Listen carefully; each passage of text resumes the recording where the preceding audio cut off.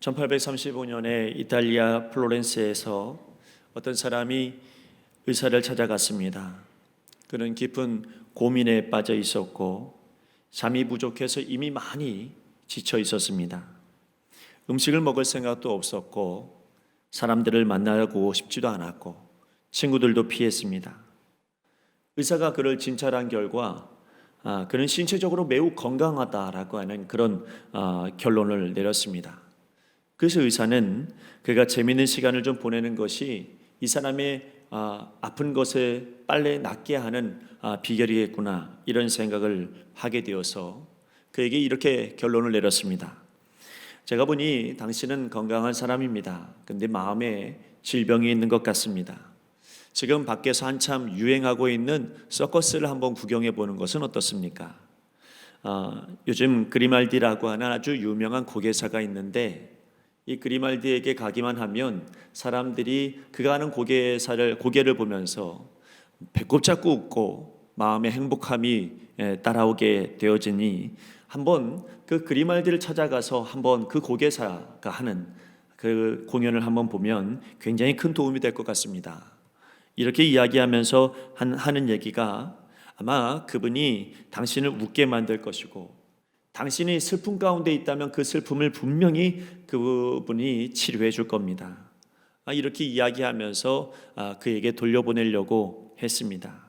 이런 이야기를 한참 하고 있는데 이 남자의 얼굴이 점점 어두워지는 거예요.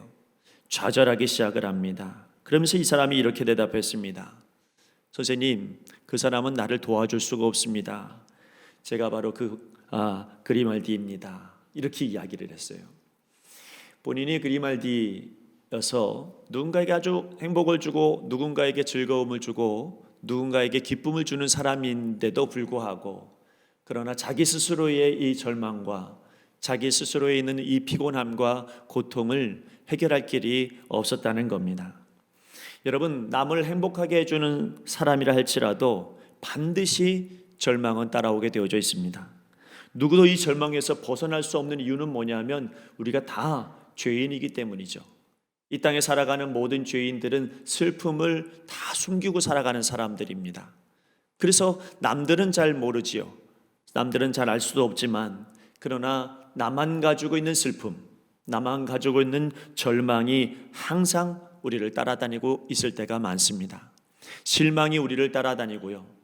또 원망이 우리 안에 솟구치고 불평이 우리 입안에 가득합니다. 이런 것들이 계속해서 내 입안에서 가득하기에 시편 기자는 뭐라고 말하냐면 우리 입술이 시체가 가득한 무덤과 같다 이렇게 이야기를 하기도 합니다.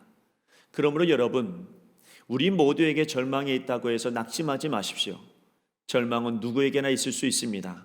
그러나 오늘 우리가 가장 행복한 순간을 맞이한 이유는 그 절망을 끊을 수 있는 유일한 분 하나님을 만나기 위해서 이곳에 있다는 겁니다. 하나님께서 우리의 모든 절망을 끊을 수 있는 유일한 하나님이시고 하나님의 위로 방식만이 우리를 절망에서 건지실 수 있다는 사실이죠. 오늘 여러분, 우리가 이곳에 모여서 함께 예배를 드리고 있을 때 인생의 절망 가운데서 건지시는 위로하시는 하나님을 만날 수 있는 귀한 자리가 되기를 간절히 바랍니다. 엘리야를 생각하면 우리는 단번에 그는 위대한 선지자 이렇게 단번에 우리는 떠오릅니다. 엘리야는 기적을 일으켰던 능력의 종이었고요. 엘리야는 죽음을 맛보지 아니하고 천국으로 올라갔던 그런 아주 놀라운 기적의 사람입니다. 뿐만 아니라 신약에 와서는 예수님께서 변화산에서 변화되셨을 때 그때 모세와 함께 등장했던 유일한 구약의 선지자가 바로 이 엘리야였습니다. 엘리야에게는 약점이 없을 것 같고 엘리야에게는 연약한 것이 없을 것 같고 엘리야는 절망이 없을 것처럼 보였는데 오늘 성경 말씀을 우리가 읽어보니까 여러분, 그가 가장 사람들에게 보이고 싶지 않은 그런 시간들을 성경은 기록하고 있습니다. 절망이 그에게도 있다는 사실이죠. 여러분, 갈멜산에서 서슬이 시퍼런 아합 왕과 450명 되어지는 그 바알 선지자들과 백성들 앞에서 하나님이 여기 계시다, 하나님이 살아계시다라고 하는 것을 증명해낸 사람이 누구냐면 바로 오늘 성경의 엘리야입니다. 여러분, 그리고 그는 그렇게 놀라운 승리를 맛보게 되어짐으로 말미암아 하나님을 사람들이 인정할 줄 알았고, 그리고 그 하나님의 살아계심을 증명해냈던 자기 자신을 사람들이 인정해 줄 줄 알았어요.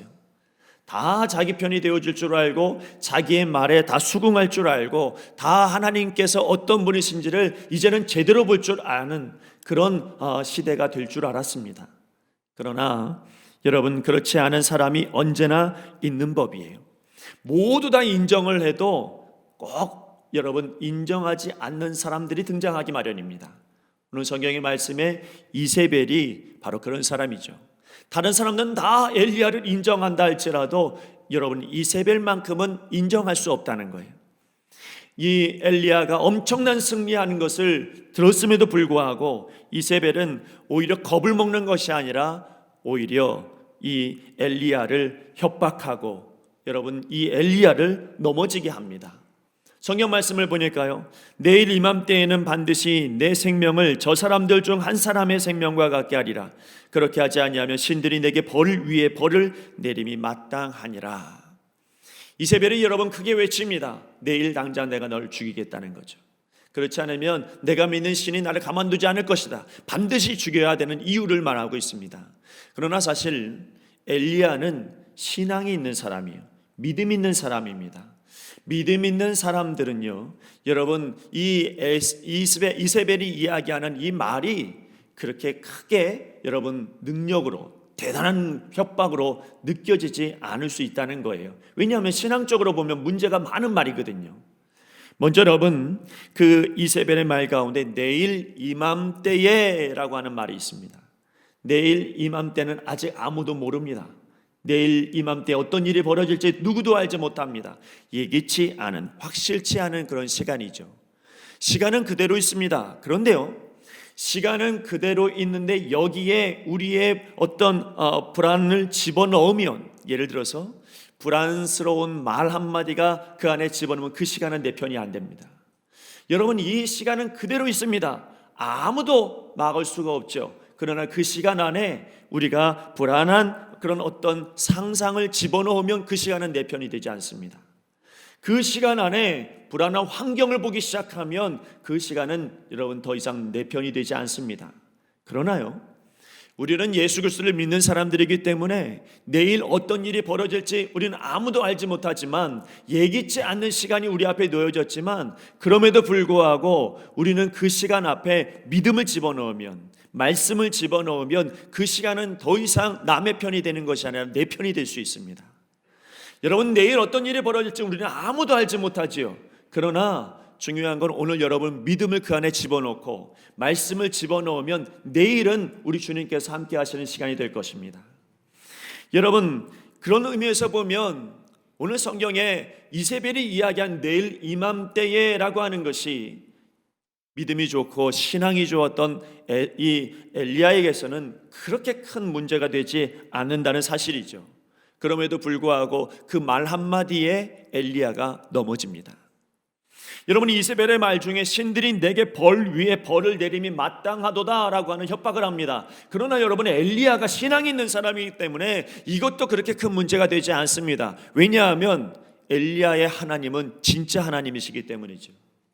그 하나님이 엘리야에게 한편이 되시고 엘리야를 도와주시는 하나님이신데, 여러분, 내일 이맘때에 무슨 일이 일어날지 그것은 무엇이 중요하겠어요? 하나님이 나와 함께하는 시간이 될 겁니다. 그럼에도 불구하고 바알 선자를 물리쳤던 엘리야가 여러분 도망감으로 말미암아 바알을 숭배했던 이세벨의 말이 옳다고 동조하는 꼴이 되어버렸어요. 엘리야는 갑자기 두려운 마음이 있어서 여러분 도망치기 시작합니다. 정확하게 이야기하면 오늘 성경에 도망쳤다고 말은 하고 있지만, 그러나 알고 보면 이 엘리야의 최종 목적지는 어디였냐면 하나님이 살아계시다, 하나님이 계시다라고 하는 호렙산까지 달려가는 것이었어요. 왜냐하면 하나님 앞에 항변하기 위해서예요. 하나님, 도대체 왜 사람들이 안 바뀝니까? 도대체 이 땅 가운데 무슨 일이 벌어지는 겁니까? 왜 하나님께서 날 사용하시는 겁니까? 하나님 앞에 항변하고 왜 사람이 안 바뀌냐고, 왜 나를 사용하시냐고, 내가 한 일이 무슨 의미가 있냐고 하나님 앞에 항변하기 위해서 호렙산으로 그는 떠납니다. 가는 중에 부엘세바에서 그 자기와 함께 있던 사환을 내려놓고 그리고 자기 홀로 광야로 하룻길을 더 가서 로뎀나무 아래에서 그는 쉼을 얻게 되는데요. 이 로뎀나무 아래에 내려갈 때에 엘리야의 심정이 여러분 어땠을 것 같아요? 엘리야의 심정은 절망이었습니다. 엘리야의 심정은 굉장한 위기 속에 있었고 큰 상처 속에 로뎀나무 아래에 앉게 되어진 거죠. 근데 여러분 사실 오늘 성경 말씀을 묵상하다가 보면 위로가 되어지는 말씀이 계속 나와요.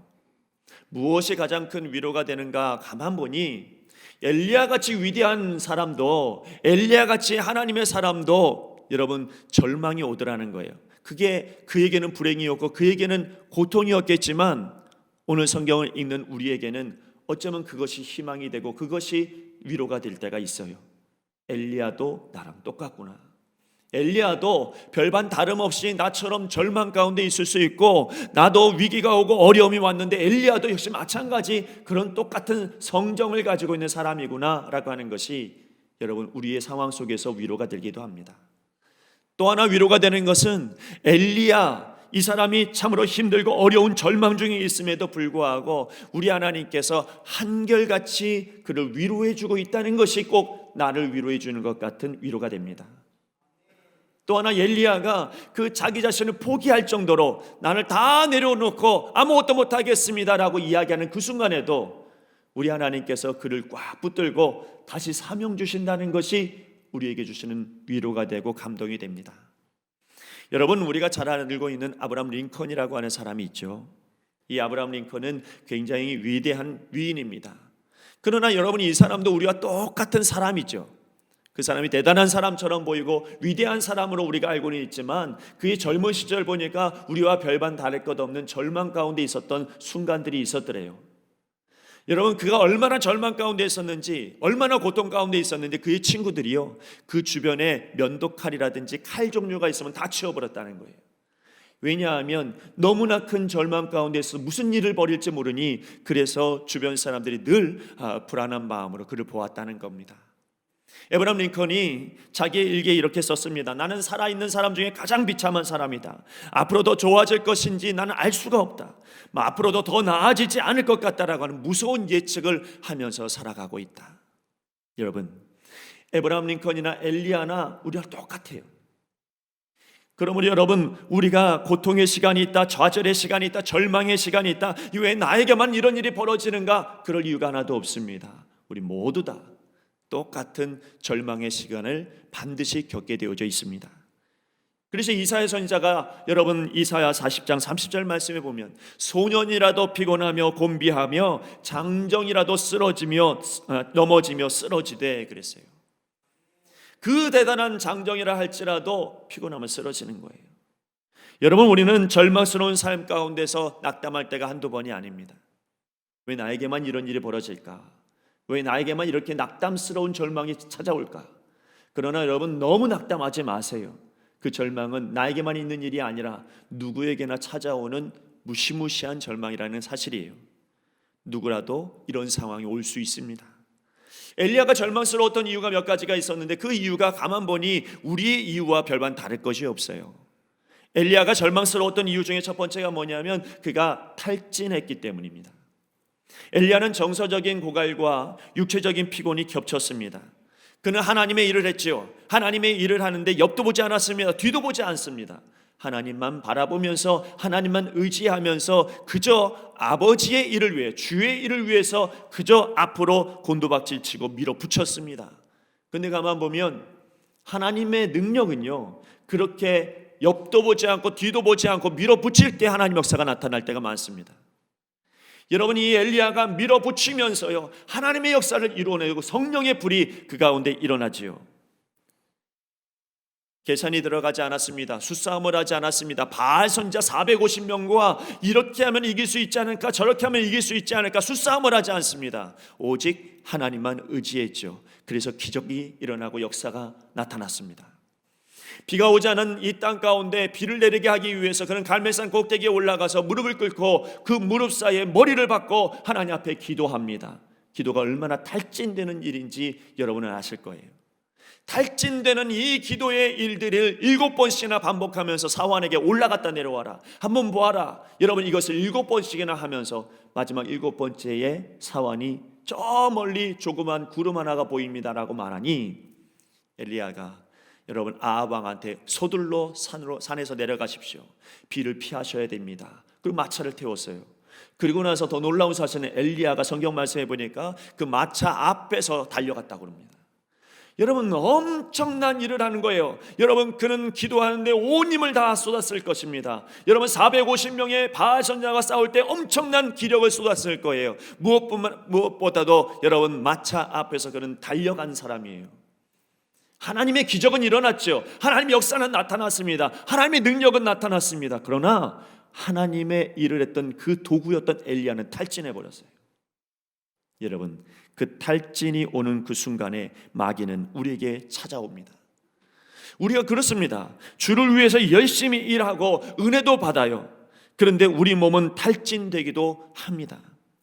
그때 마귀가 놓치지 않고 우리에게 찾아와서 몸이 탈진되면 영적으로도요, 여러분, 우리 마음 가운데 분별하기가 어렵고 나약해지기가 쉬워요. 여러분, 그때 우리에게 찾아오는 마귀의 역사는 절망이에요.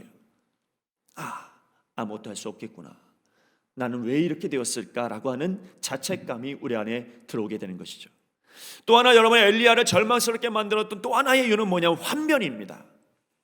그는 450명의 바알 선지자를 무찔렀을 때 여러분 대단한 성공이었기 때문에, 하나님의 역사를 보여줬기 때문에 이스라엘이 부흥될 줄 알았어요.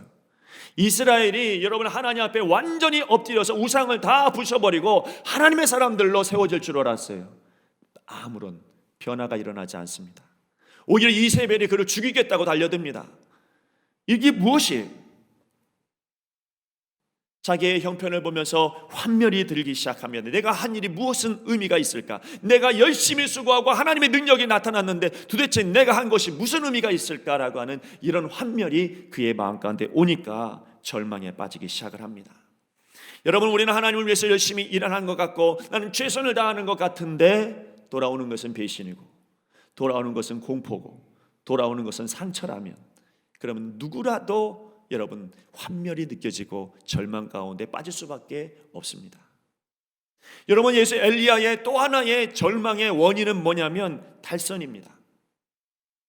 엘리야는 하나님만 바라보면서 나아갔던 이 사람이 성경을 보니까 자기의 형편을 보았다, 이렇게 성경에 기록하고 있어요. 아니, 형편 보던 사람이 아닌데, 아니 상황을 보던 사람이 아닌데 하나님만 보던 사람인데 어느 순간 눈을 들어서 형편을 보기 시작해요. 이세벨을 보기 시작해요. 그래서 그의 마음 가운데 탈선이 일어나니까 절망이 따라오더라는 거예요. 자, 여러분, 베드로가 예수님을 바라보면서 걸을 때는 물 위도 걸어가는 최초의 사람이 됩니다. 그러나 폭풍을 바라보는 그 순간부터 절망이 그의 마음 깊숙이 들어오죠. 가나안 땅에 들어가려고 했던 여러분 정탐꾼들이 하나님의 약속을 믿었다고 한다면 흔들림이 없었을 텐데, 하나님의 약속을 믿었다고 한다면 흔들림이 없었을 텐데, 그들이 가나안 땅에 들어가서 안악 자손을 봐요. 거대한 사람들을 봅니다. 그런 사람들을 보면서 우리를 보니 메뚜기 같아요. 여러분이 형편을 보지 않습니까? 환경을 보지 않습니까? 나는 오늘 믿었는데, 나는 오늘 믿음으로 살려고 노력했는데, 그런데 여러분 교회만 나가면 여러분 형편이 보이지 않습니까? 누구라도 절망은 따라오게 되어져 있습니다. 여러분, 이러한 절망으로 인해서 그는 지금 어디에 와 있는 겁니까? 홀로 로뎀나무 아래에 앉아 있어요. 그리고 거기서 누워 잤죠.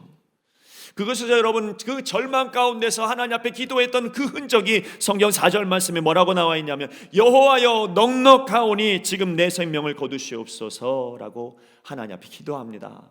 절망이 극에 다르니까 뭐라고 말해요? 넉넉하대요. 여기까지 살았으면 됐대요. 이만큼 살았으면 됐습니다. 나 이만큼 일했으면 됐잖아요. 하나님 내 생명 거두어 주십시오. 자살하겠다는 거예요. 하나님 가져가시라고 기도하는 거예요. 죽고 싶다는 거예요. 그러나 우리 하나님은요, 그를 죽도록 내버려 두시는 하나님이 아니라 그 위기와 절망 가운데 있는 고통의 자리를 위로와 사랑의 자리로 바꿔버리십니다. 여러분, 모든 절망적인 그런 상황 속에서 우리 하나님은 여전히 그와 함께 하신다라고 하는 것을 알려주셔요. 그 첫 번째가 뭐냐면 어루만져 주셨다는 거예요. 여러분, 그가 고통 가운데 있고 절망 가운데 있고 아무도 나를 알아주지 않는다고 했을 때, 여러분, 아무도 내 주변에 없을 때 우리 하나님은 그를 안아주시고 어루만져 주셨어요. 저와 여러분의 하나님은 고통을 이기시는 하나님이세요. 저와 여러분의 하나님은 여러분의 상황을 역전시키는 하나님이세요. 저와 여러분의 하나님은 모든 위기를 극복할 수 있도록 능력 주시는 하나님이시죠. 여러분, 엘리야의 하나님은 어떤 하나님입니까? 우리가 생각하는 그런 하나님보다 훨씬 더 큰 것을 경험한 사람 아니겠어요? 불로 임하시는 하나님, 450명의 바알 선자를 무찌를 수 있는 승리의 하나님, 여러분, 가뭄 가운데서 고통받고 있는 이 땅 가운데 비를 내려주시는 하나님, 여러분, 엘리야의 하나님은 우리가 상상을 초월하는 그런 하나님을 그가 만난 거예요. 그런 하나님, 오늘 그 하나님께서 엘리야를 찾아오셨습니다. 찾아오셔서 뭐라고 말하십니까? 왜 절망하냐고, 왜 여기까지 찾아왔냐고, 왜 이토록 고통 가운데 있냐고, 무엇이 너를 여기까지 만들었냐고, 왜 이렇게 믿음이 없냐고. 여러분, 우리 하나님 한 말씀도 하지 않아요. 그저 어루만져 주시는 거죠. 왜 그렇습니까? 다른 건 다 몰라도 내가 너와 함께 있다는 것을 알려주시는 거예요. 광야에 홀로 있어도 아무도 나를 도와주지 않는 것 같아도, 나의 아픔을 아무도 몰라주는 것 같아도 거기에서 우리 하나님은 나를 위로해 주고 계십니다. 여러분, 세상의 가장 큰 위로는 뭔 줄 아세요? 하나님께서 지금 내 옆에 있다는 믿음 그 하나가 나를 위로해 주는 거예요. 눈에 보여서가 아닙니다. 뭔가 느껴져서도 아닙니다. 그냥 내 옆에 주님이 계시다라고 하는 이 믿음이 나를 살게 하는 거예요. 여러분, 그래서 그에게 로뎀 나무는 위로와 사랑이 가득한 장소가 되었습니다. 그는 거기 로뎀 나무 아래에 앉아 있죠. 이제 하나님은 그에게 일어나서 먹으라 말씀하십니다. 떡과 물을 주셨습니다. 엘리야는 그것이 있으니까 자다가 일어나 보니까 물과 떡이 있으니 또 그거 먹고 또 잤습니다. 그런데도 또 여호와의 전사는 그를 어루만지시면서 물과 떡을 또 먹이십니다. 하나님 뭐 하신 거예요? 엘리야에게 쉬게 해주신 거예요. 자녀가 고생하고 집으로 돌아오면 부모는 그냥 자게 놔두죠. 아, 젊은 사람이 뭐가 힘들다고 또 자냐? 여러분, 이렇게 이야기하지 않죠. 고생하고 힘들어하고 돌아왔으면 그냥 자게, 편하게 쉬게 놔두죠. 자고 일어나서 뭔가 먹을 것이 필요하면 먹을 것을 갖다 주고 또 재웁니다. 피곤하니 자는 것이 옳다, 이렇게 판단했죠. 뭐 더 일을 시키려고 재우는 겁니까? 더 일을 시키려고 먹이는 게 아니죠. 안쓰러우니까 재우는 거죠.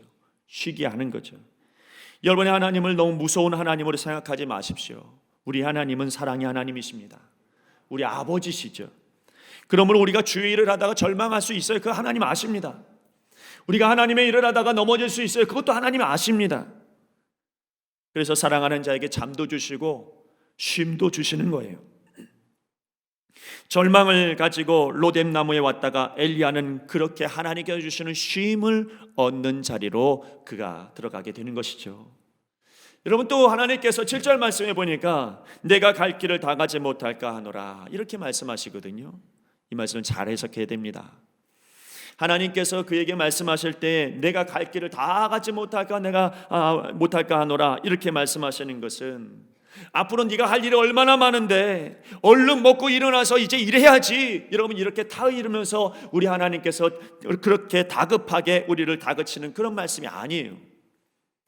엘리야가 너무 지쳐서 여기서 멈춰 있어 버릴까 봐, 엘리야가 너무 힘드니까 절망 가운데 있으니까 여기서 포기해 버릴까 봐 우리 하나님께서 작은 걸음이라도 지금 한 걸음 한 걸음 떼어서 걸어가야 되지 않겠냐고.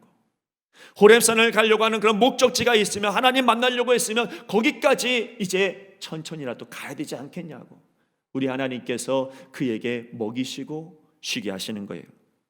여러분, 절망한 사람들을 살리는 방법은 다른 게 아니에요. 굉장한 이벤트를 만들어서 이 사람을 마음 가운데 힘을 얻게 하고 북적북적 만들고 다시 용기를 얻고, 이런 어떤 이벤트를 만드는 게 아니에요. 성경에 여러분, 우리 하나님께서 사용하시는 방법은 여러분, 그 사람을 다음 걸음을 걸어갈 수 있도록 한 걸음만 뛰도록 우리 하나님이 인도해 주실 때가 많습니다. 아프고 절망 가운데 있는 사람이 누군가가 상담을 하는데요, 상담하다가 한참을 이 사람과 이야기하다가 이 사람에게 끝날 때에 나가면서 오늘 밤에 제가 한 번 더 전화할게요, 이 한마디가 그 사람에게 다음 걸음을 더 갈 수 있는 소망을 갖게 하는 거예요. 도저히 기진맥진해 갖고 오늘 하루를 살아갈 수 없을 것 같은 사람에게 안쓰러운 마음으로 한 숟가락이라도 더 먹이려고 하는 그런 부모의 마음이 여러분 그 사람을 오늘 살게 하는 거예요. 여러분, 우리가 절망 가운데 있습니까? 우리 하나님은 우리를 갑자기 무엇으로 바꾸려고 하시는 게 아니라 오늘도 한 걸음 더 나아가게 하시려고 오늘 이곳으로 우리를 불러주신 줄로 믿습니다. 엘리야가요 15일만 되면 호렙산에 가거든요. 근데 성경 말씀해 보니까 호렙산까지 가는 그 길이 40주야를 갔대요. 여러분, 15일만이면 가는 그 길을 40일 동안 갔던 이유는 뭐냐면 그가 힘들었기 때문이죠. 여러분, 절망 가운데 있었기 때문이죠. 고통 가운데 있었기 때문이죠. 그럼에도 불구하고 우리 하나님이 한 걸음 또 한 걸음 그렇게 걸어가게 하시면서 결국은 40일 만에 그가 하나님을 만나도록 그렇게 인도해 주신 거예요. 여러분, 호렙산에 갔던 그의 목적은 뭐였냐면 여러분 반항하기 위해서예요. 항변하기 위해서예요. 왜 나를 이렇게 사용하셨냐고, 내가 열심히 노력한 의미가 뭐냐고, 내가 수고한 이유가 무엇이냐고, 나는 최선을 다했는데 그 결과가 뭐냐고, 저 사람들은 왜 안 바뀌냐고, 왜 저 사람들은 날 죽이려고 하냐고 항변하려고 갔는데, 자기 얘기하려고 갔는데 성경을 보니까 여러분 오직 하나님께서 그에게 세밀한 음성으로 말씀하시고 그와 여러분 모든 것을 회복시키셔서 하나님의 일을 할 수 있도록 사명 주시더라고요. 내 얘기하려고 갔는데, 내 말 하려고 갔는데, 내가 이렇다고 이야기하려고 갔는데, 내가 절망 중이라고 말하려고 했는데 로덴 나무에서부터 함께 하신 그 하나님께서 여러분 그에게 사명을 주시더라고요. 여러분, 그의 인생은 절망으로 곤두박질 쳐서 로덴 나무 아래에 왔습니다. 근데 그 로덴 나무에서 하나님께서는 그를 책망하지 않으셔요. 믿음 있는 사람이 왜 이러냐고 탄탄하지도 않으셨습니다. 다만 그를 위로해 주셨어요. 쉼도 주셨어요. 더 나아가 오늘을 살아갈 희망과 용기를 더해 주십니다. 이게 하나님의 위로 방식이었어요. 교회는 로덴 나무와 같아요. 교회는 절망과 실망으로 왔다가 이곳에서 하나님 만나고 위로와 사랑을 받고 힘을 얻는 그런 자리가 바로 교회입니다. 교회에서 만나는 우리 하나님은요, 상한 갈대를 꺾지 아니하시고 꺼져가는 심지를 끄지 아니하시는 하나님이에요. 그 하나님은 절대로 우리를 포기하지 아니하시는 하나님이십니다. 우리 교회 모든 성도들이 조금 아플 수도 있죠. 조금 힘들 수도 있고 조금 절망스러울 수도 있고 조금 피곤할 수도 있을 겁니다. 그러나 그렇다고 해도 교회에 와서 우리 하나님을 만나면 위로받을 거예요. 교회에 와서 우리 하나님을 만나면 절망이 끊어질 것입니다. 내일을 살아갈 수 있는 새 힘이 여러분 교회 로덴 나무에서 세워질 줄로 믿습니다. 오늘 여러분의 마음 가운데 위로가 있기를 간절히 바랍니다. 사람에게 얻는 위로가 아니고 하나님께서 주시는 위로, 하나님께서 도와주시는 위로가 우리 신길전교회 모든 성도들에게 있기를 간절히 바랍니다. 기도하겠습니다. 우리를 위로해 주시는 하나님 아버지, 오늘도 로뎀나무와 같은 교회로 우리를 불러주신 그 은혜에 감사를 드립니다. 절망이 찾아왔고 고난과 고통이 그리고 시험이 나를 찾아왔습니다. 하지만 오늘 여기서 주님의 위로를 받습니다. 하나님의 고치심을 경험합니다. 아버지, 다시 한 걸음 한 걸음 주와 함께 걷겠습니다. 낙심하며 뒤처지지 않겠습니다. 다시 말씀으로 새 힘을 얻고 일어나겠습니다. 로뎀나무 아래에서 우리를 어루만지시는 하나님을 경험하기를 소원하며 거룩하신 예수님의 이름으로 기도드립니다. 아멘.